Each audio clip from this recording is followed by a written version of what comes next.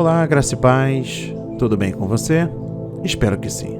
Estamos nos dirigindo para o 22º dia neste grande propósito em orações, 60 dias para recomeçar. Um plano, um propósito de 60 dias projetado para ajudar você a começar, melhor dizendo, recomeçar seu relacionamento com Jesus.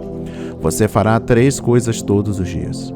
Encontrar-se com Jesus através dos evangelhos. Ler nas epístolas como seus seguidores viviam a sua mensagem e aumentará a sua intimidade com ele através da oração.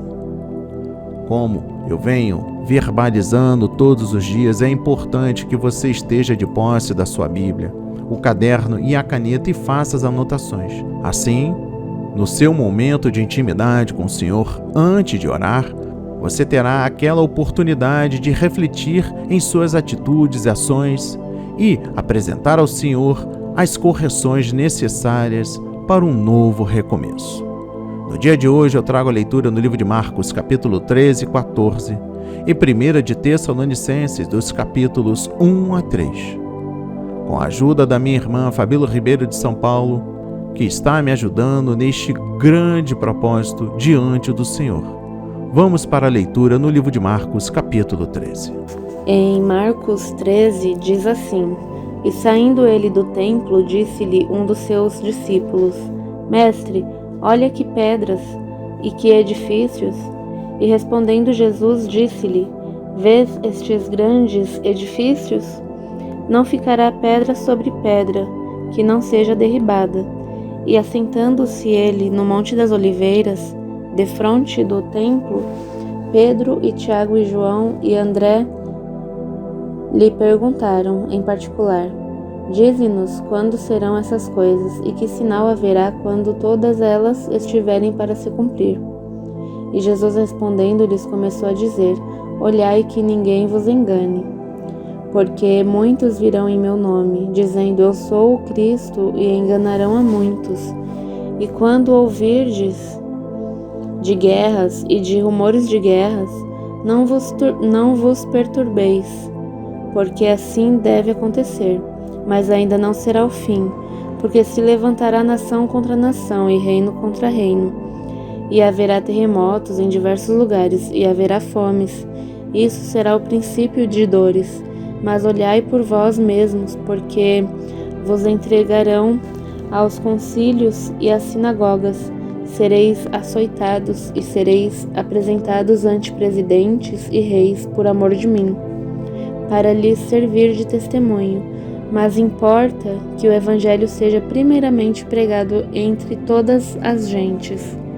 Quando, pois, vos conduzirem para vos entregarem, não estejais solícitos de antemão pelo que haveis de dizer, mas o que vos for dado naquela hora, isso falai, porque não sois vós os que falais, mas o Espírito Santo. E o irmão entregará à morte o irmão, e o pai o filho, e levantar-se-ão os filhos contra os pais, e os farão morrer. E sereis aborrecidos por todos por amor do meu nome, mas quem perseverar até o fim, esse será salvo. Ora, quando vos virdes a abominação do assolamento que foi predito, estar onde não deve estar, quem lê entenda. Então os que estiverem na Judéia fujam para os montes, e o que estiver sobre o telhado não desça para casa, nem entre a tomar coisa alguma de sua casa. E o que estiver no campo não volte atrás para tomar o seu vestido. Mas ai das grávidas e das que criarem naqueles dias.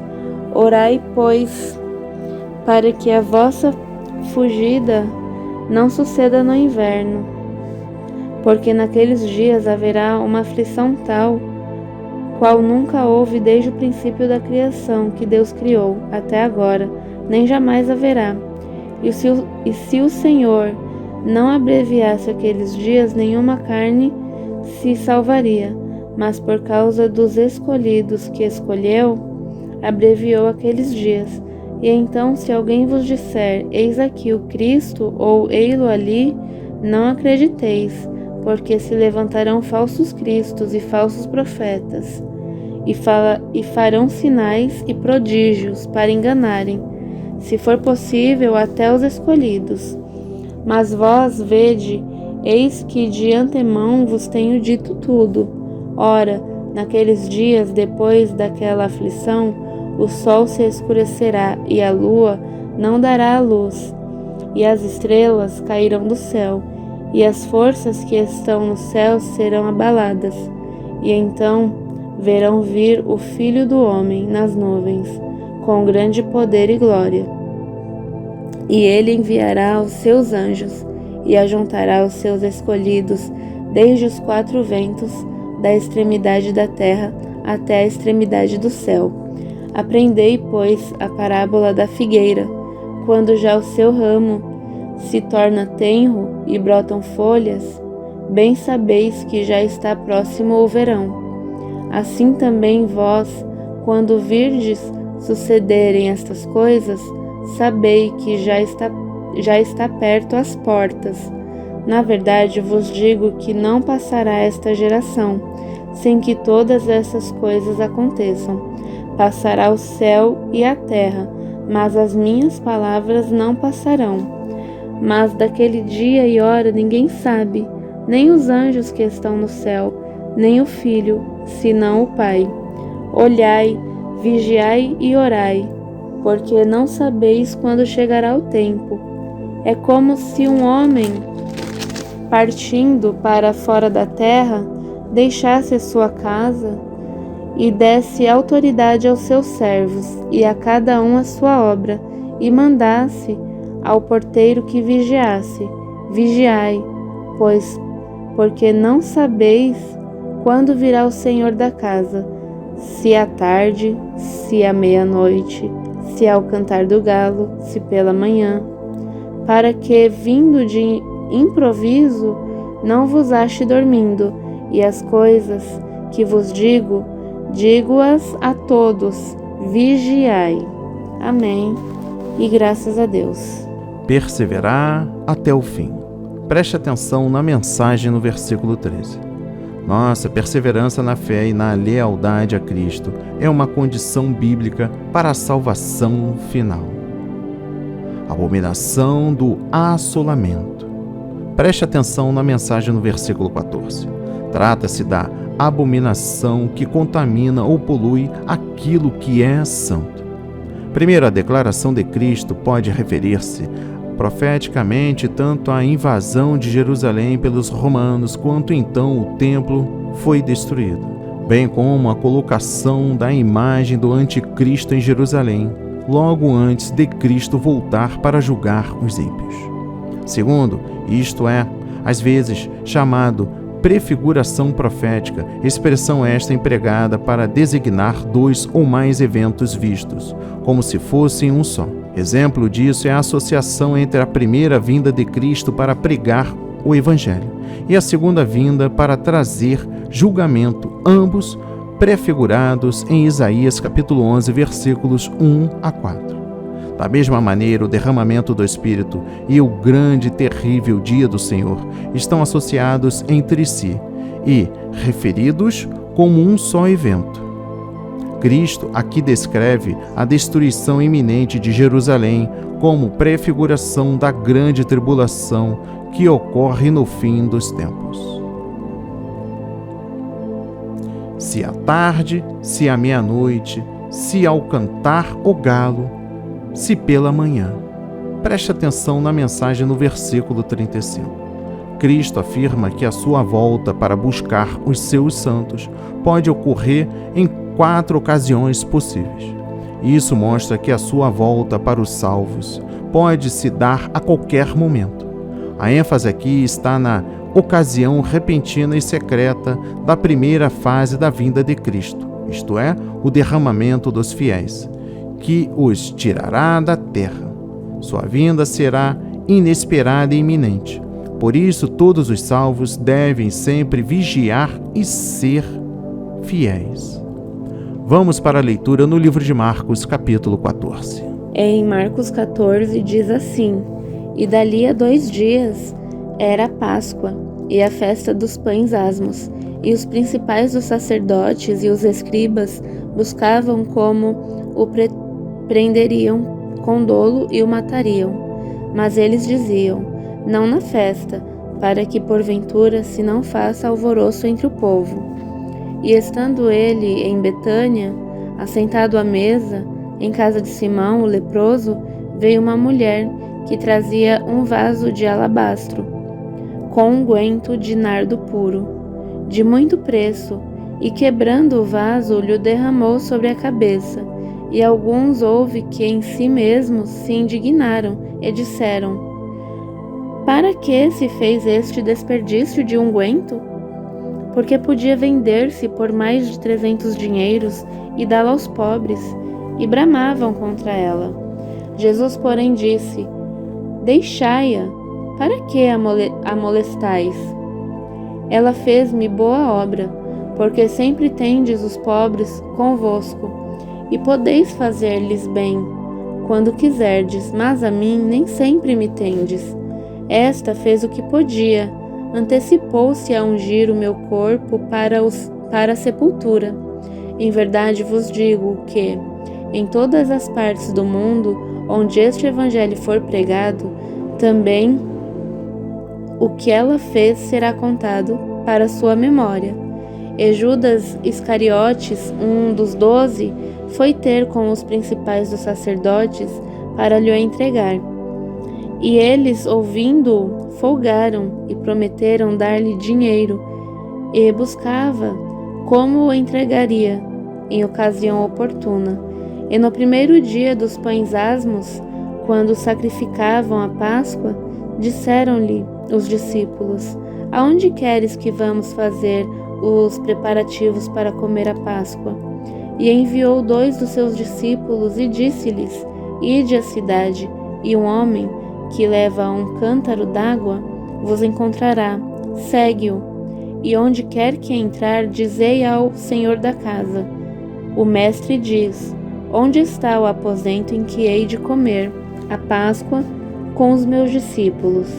E ele vos mostrará um grande cenáculo mobilado e preparado. Preparai-a ali. E saindo os seus discípulos foram à cidade, e acharam como lhes tinha dito, e prepararam a Páscoa.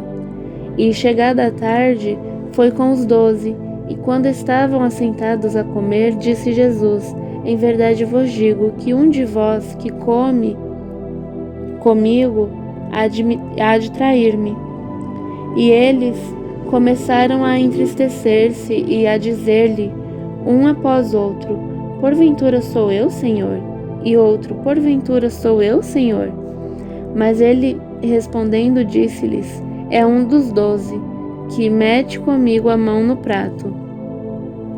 Na verdade, o Filho do Homem vai, como dele está escrito, mas ai daquele homem por quem o Filho do Homem é traído. Bom seria para o tal homem não haver nascido. E comendo eles, tomou Jesus pão, e abençoando-o, o partiu, e deu-lhe, e disse: tomai, comei, isto é o meu corpo. E tomando o cálice e dando graças, deu-lhe, e todos beberam dele. E disse-lhes: isto é o meu sangue, o sangue do Novo Testamento, que por muitos é derramado. Em verdade vos digo que não beberei mais do fruto da vide, até aquele dia em que o beber de novo no reino de Deus. E tendo cantado o hino, saíram para o Monte das Oliveiras.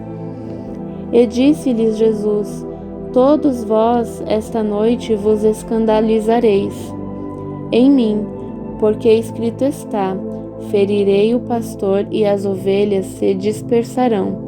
Mas depois que eu houver ressuscitado, irei adiante de vós para a Galiléia. E disse-lhe Pedro: ainda que todos se escandalizem, nunca porém eu. E disse-lhe Jesus: em verdade te digo que hoje, nesta noite, antes que o galo cante 2 vezes, 3 vezes me negarás. Mas ele disse com mais veemência: ainda que me seja necessário morrer contigo, de modo nenhum te negarei. E da mesma maneira diziam todos também. E foram a um lugar chamado Getsêmani, e disse aos seus discípulos: assentai-vos aqui, enquanto eu oro. E tomou consigo a Pedro e a Tiago e a João, e começou a ter pavor e a angustiar-se. E disse-lhes: a minha alma está profundamente triste até a morte. Ficai aqui e vigiai. E tendo ido um pouco mais adiante, prostrou-se em terra e orou para que, se fosse possível, passasse dele aquela hora. E disse: Abba, Pai, todas as coisas te são possíveis. Afasta de mim este cálice. Não seja, porém, o que eu quero, mas o que tu queres. E chegando, achou-se dormindo, e disse a Pedro: Simão, dormes? Não podes vigiar uma hora? Vigiai e orai, para que não entreis em tentação. O espírito, na verdade, está pronto, mas a carne é fraca. E foi outra vez, e orou dizendo as mesmas palavras, e voltando, achou-os outra vez dormindo, porque os seus olhos estavam carregados, e não sabiam que responder-lhe. E voltou terceira vez e disse-lhes: dorme agora e descansai. Basta, é chegada a hora. Eis que o Filho do Homem vai ser entregue nas mãos dos pecadores. Levantai-vos, vamos, eis que está perto o que me trai. E logo falando ele, ainda veio Judas, que era um dos 12, da parte dos principais dos sacerdotes, e dos escribas, e dos anciãos, e com ele uma grande multidão com espadas e varapaus. Ora, o que o traía tinha-lhes dado um sinal, dizendo: aquele que eu beijar, esse é, prendei-o e levai-o com segurança. E logo que chegou, aproximou-se dele e disse-lhe: Rabi, Rabi, e beijou-o. E lançaram-lhe as mãos e o prenderam. E um dos que ali estavam presentes, puxando da espada, feriu o servo do sumo sacerdote e cortou-lhe uma orelha. E respondendo Jesus, disse-lhes: saístes com espadas e varapaus a prender-me, como a um salteador? Todos os dias estava convosco ensinando no templo, e não me prendestes, mas isto é para que as Escrituras se cumpram. Então, deixando-o todos, fugiram. E um certo mancebo o seguia, envolto em um lençol sobre o corpo nu, e lançaram-lhe a mão. Mas ele, largando o lençol, fugiu nu. E levaram Jesus ao sumo sacerdote, e ajuntaram-se todos os principais dos sacerdotes, e os anciãos, e os escribas. E Pedro o seguiu de longe até dentro do pátio do sumo sacerdote, e estava sentado com os servidores, aquentando-se ao lume. E os principais dos sacerdotes e todo o concílio buscavam algum testemunho contra Jesus para o matar, e não o achavam, porque muitos testificavam falsamente contra ele, mas os testemunhos não eram conformes. E levando-se alguns, testificavam falsamente contra ele, dizendo: nós ouvimos-lhe dizer: eu derribarei este templo, construído por mãos de homem, e em 3 dias edificarei outro, não feito por mãos de homens.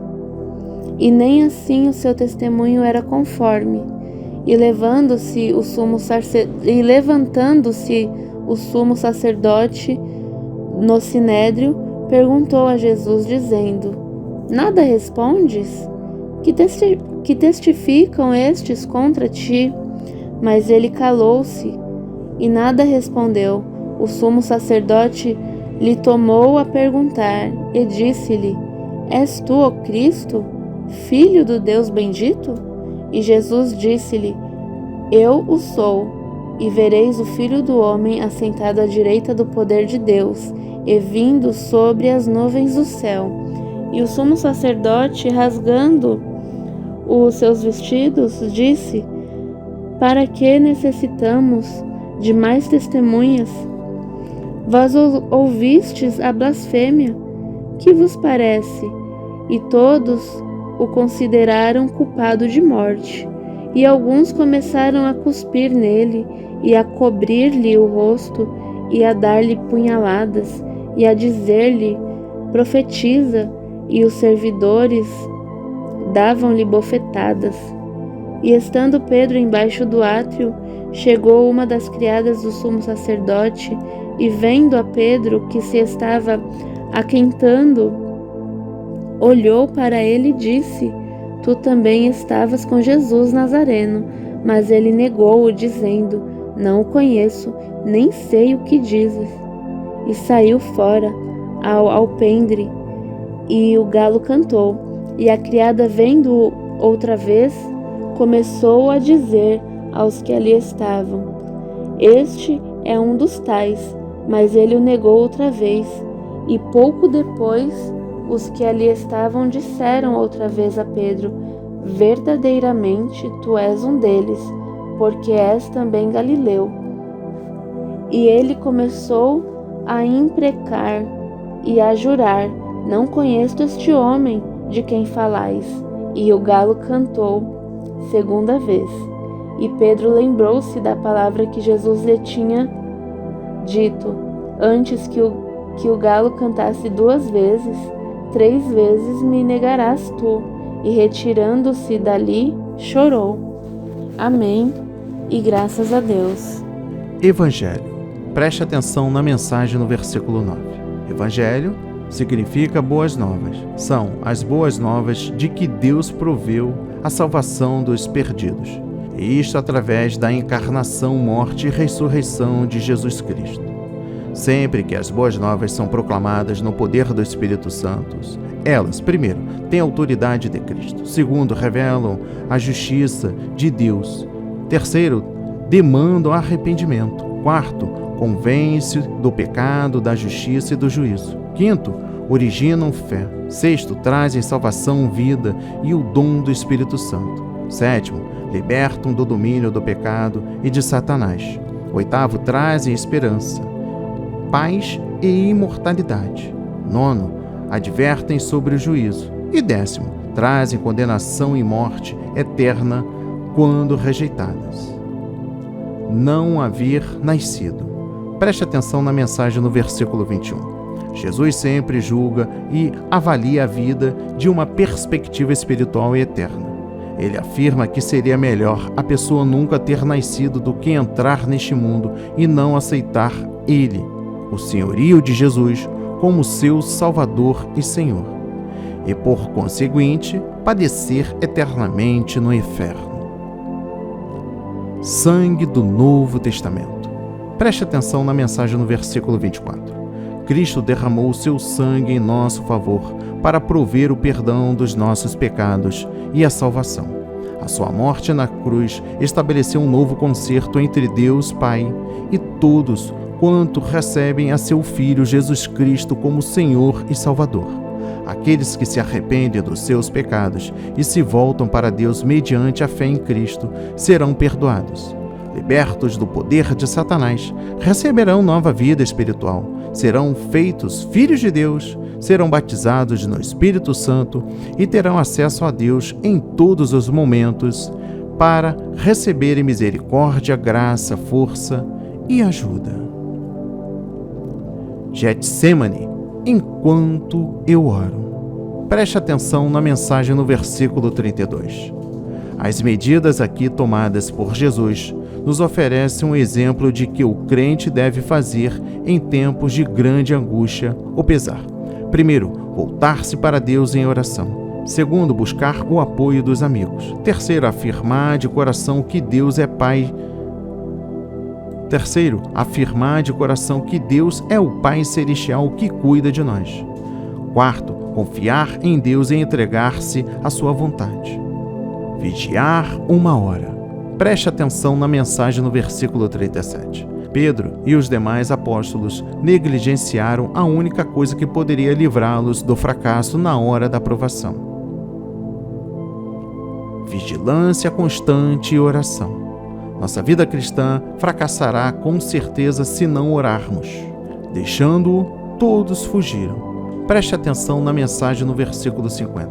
Nunca devemos comparar o fracasso de Pedro e dos discípulos quando Jesus foi preso com os fracassos espirituais e morais de pastores ou líderes depois da morte e ressurreição de Cristo. Isso se baseia nas seguintes razões.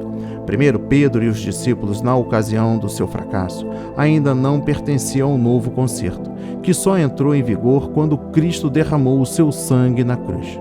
Segundo, Pedro e os discípulos ainda não tinham experimentado o novo nascimento, a regeneração no Espírito Santo, no sentido pleno do Novo Testamento.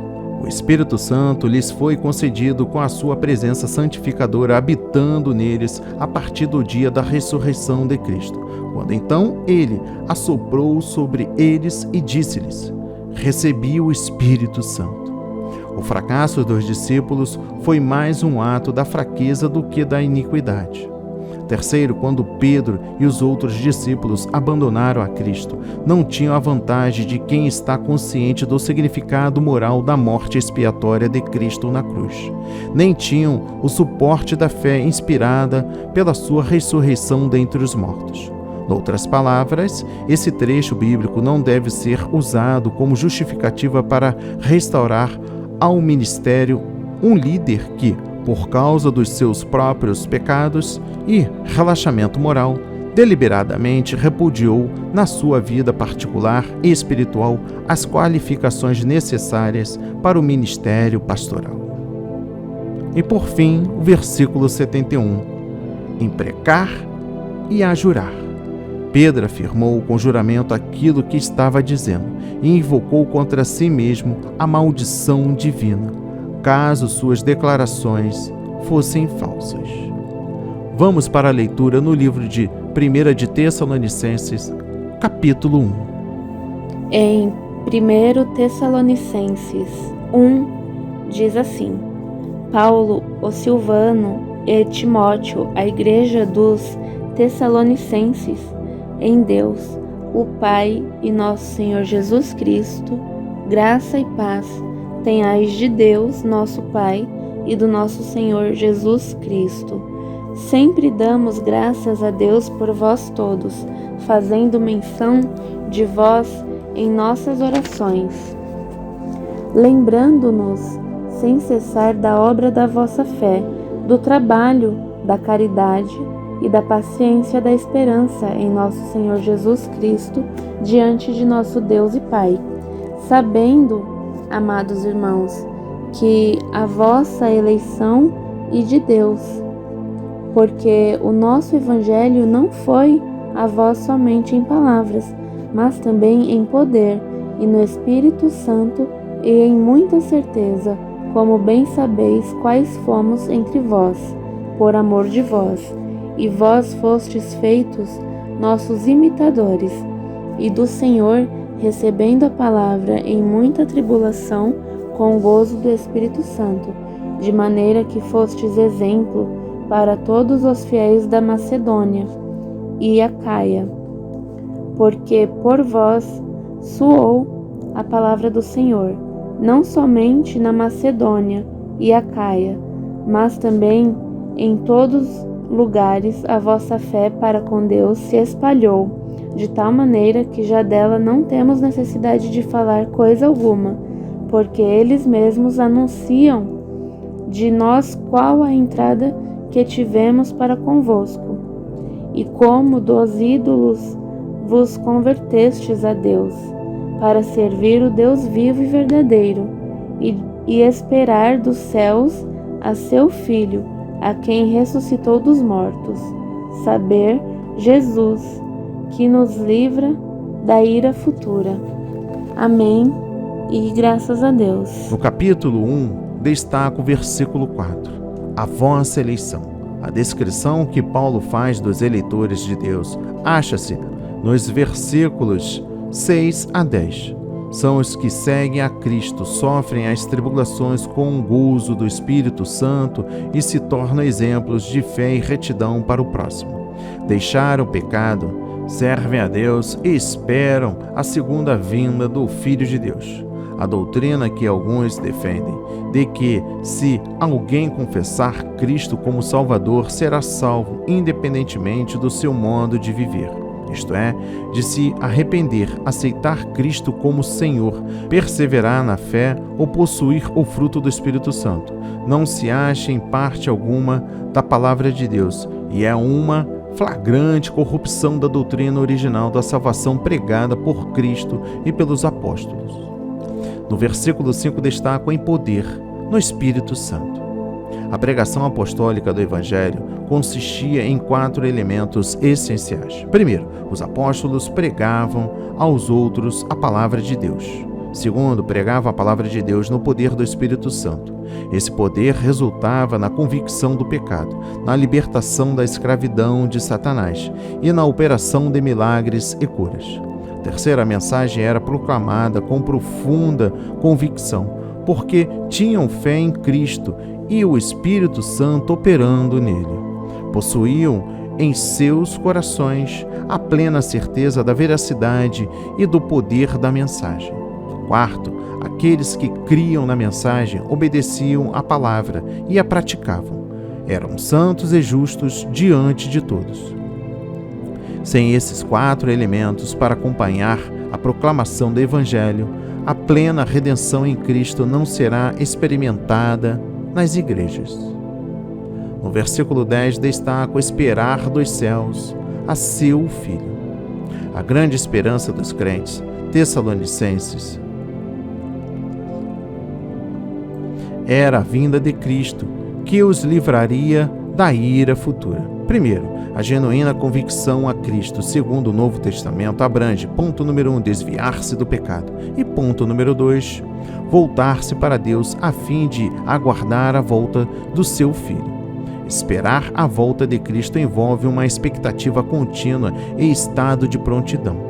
Segundo, a ira futura refere-se à ira e juízo divino que serão derramados sobre o mundo durante o período da tribulação. Os crentes, porém, não precisam temê-la, porque Deus enviará Jesus para nos livrar daquele tempo de ira. É fato, claro, que a volta de Cristo antecede essa ira. Terceiro, essa é a primeira referência, 1 de Tessalonicenses, à volta de Cristo, quando então, para arrebatar os seus santos e levá-los à casa do Pai. Vamos para a leitura no livro 1 de Tessalonicenses, capítulo 2. Em 1 Tessalonicenses 2, diz assim: Porque vós mesmos, irmãos, bem sabeis que a nossa entrada para convosco não foi vã, mas havendo primeiro padecido e sido agravados em Filipos, como sabeis, tornamo-nos ousados em nosso Deus, para vos falar o Evangelho do Deus com grande combate. Porque a vossa exortação não foi com engano, nem com imundícia, nem com fraudulência, mas como fomos aprovados de Deus para que o Evangelho nos fosse confiado, assim falamos, não como para agradar aos homens, mas a Deus, que prova os nossos corações, porque, como bem sabeis, nunca usamos de palavras lisonjeiras, nem houve um pretexto de avareza. Deus é testemunha, e não buscamos glória dos homens, nem de vós, nem de outros, ainda que podíamos, como apóstolo de Cristo, servos pesados.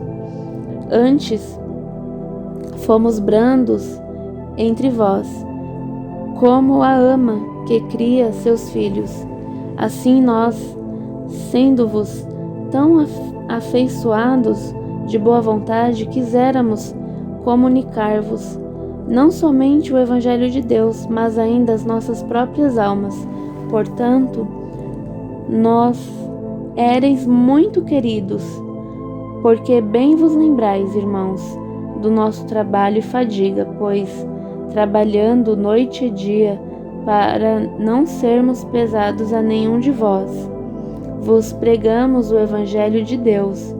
Vós e Deus sois testemunhas de quão santa e justa e irrepreensivelmente nos ouvemos para convosco, os que crestes, assim como bem sabeis de que modo vos exortávamos e consolávamos a cada um de vós, como o Pai a seus filhos, para que vos conduzisseis dignamente para com Deus, que vos chama para o seu reino e glória, pelo que também damos sem cessar graças a Deus, pois, havendo recebido de nós a palavra da pregação de Deus, a recebestes, não como palavra de homens, mas segundo é na verdade, como palavra de Deus, a qual também opera em vós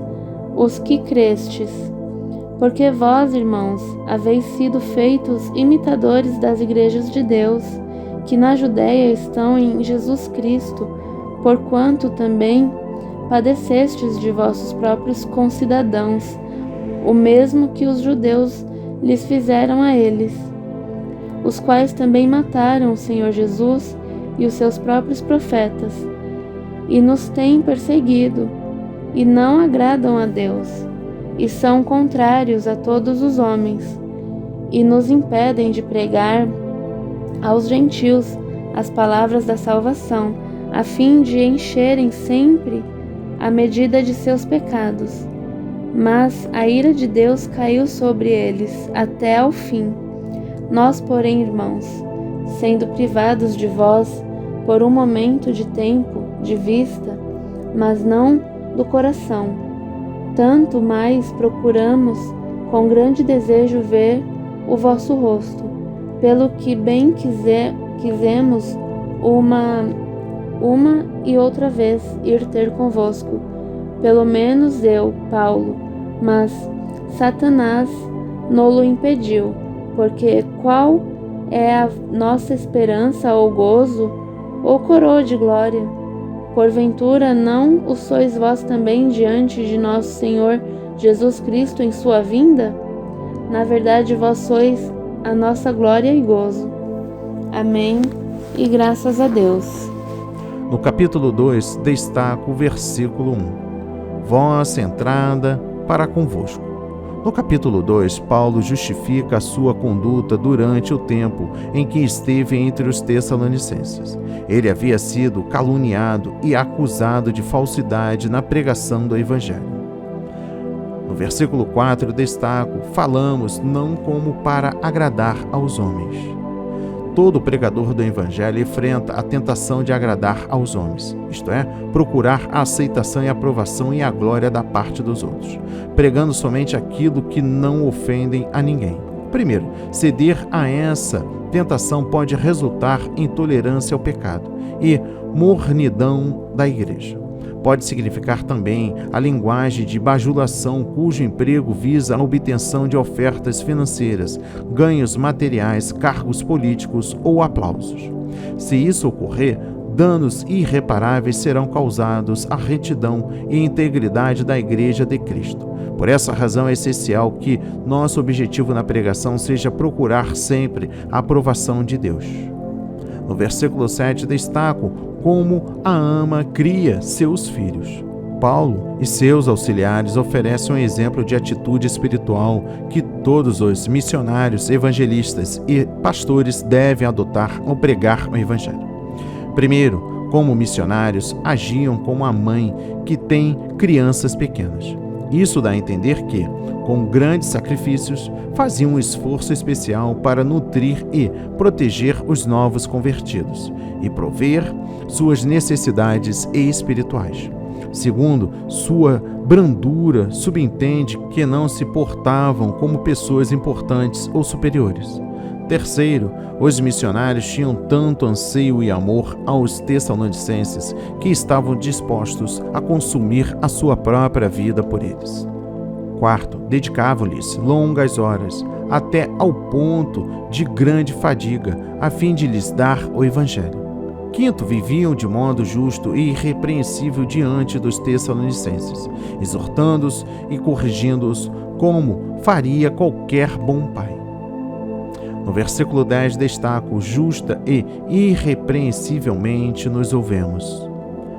Paulo não aceita o conceito errôneo de um cristianismo pecaminoso, o qual propala que a salvação provida por Deus e seu sangue expiador não são suficientes para nos salvar do cativeiro e do poder do pecado.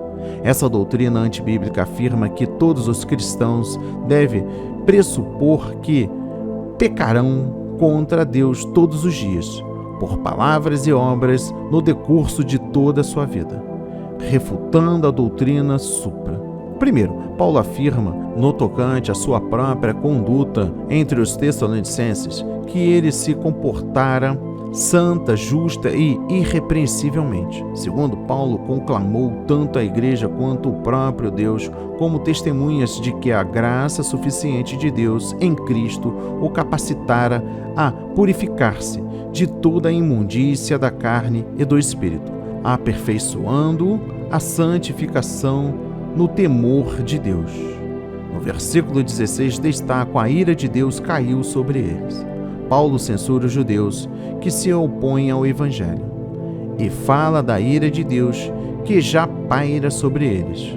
Essa ira inclui a entrega dos judeus, já endurecidos à cegueira e a uma mentalidade reprovável, e no futuro derramamento da sua ira conforme Cristo predissera. No versículo 18 destaco: mas Satanás nolo impediu.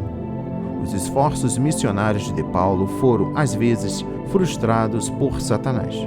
A verdade bíblica a respeito da oposição de Satanás aos crentes fiéis inclui o seguinte: primeiro, Satanás recebe de Deus permissão para guerrear contra nós e estorvar-nos na realidade daquilo que realmente desejam fazer por Cristo.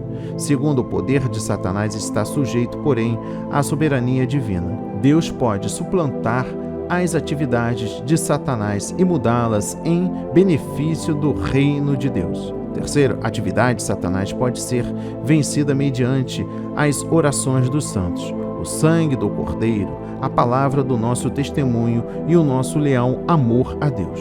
Logo, a oposição de Satanás não é algo permanente. Como esse propósito, devemos orar diariamente pelo livramento dos seus ardes e do seu poder. E vamos para o final, a leitura do livro 1 de Tessalonicenses, capítulo 3. Em 1 Tessalonicenses 3 diz assim: pelo que, não podendo esperar mais de boa mente, quisemos deixar-nos ficar sós em Atenas, e enviamos Timóteo, nosso irmão, ministro de Deus e nosso cooperador do Evangelho de Cristo, para vos confortar e vos exortar acerca da vossa fé, para que ninguém se comova por essas tribulações, porque vós mesmos sabeis que para isto fomos ordenados, pois, estando ainda convosco, vos predizíamos que havíamos de ser afligidos, como sucedeu, e vós o sabeis. Portanto, não podendo eu também esperar mais, mandei-o saber da vossa fé, temendo que o tentador vos tentasse, e o nosso trabalho viesse a ser inútil. Vindo, porém, agora Timóteo de vós para nós, e trazendo-nos boas novas da vossa fé e caridade, e de como sempre tendes boa lembrança de nós, desejando muito ver-nos, como nós também a vós. Por esta razão, irmãos, ficamos consolados acerca de vós, em toda a nossa aflição e necessidade pela vossa fé, porque agora vivemos, se estáis firmes no Senhor. Porque que ação de graças poderemos dar a Deus por vós, por todo o gozo com que nos regozijamos por vossa causa diante do nosso Deus, orando abundantemente dia e noite, para que possamos ver o vosso rosto e supramos o que falta à vossa fé? Ora, o mesmo nosso Deus e Pai e nosso Senhor Jesus Cristo encaminhe a nossa viagem para vós. E o Senhor vos aumente e faça abundar em caridade uns para com os outros e para com todos, como também abundamos para convosco, para confortar os vossos corações, para que sejais irrepreensíveis em santidade diante de nosso Deus e Pai, na vinda de nosso Senhor Jesus Cristo, com todos os seus santos.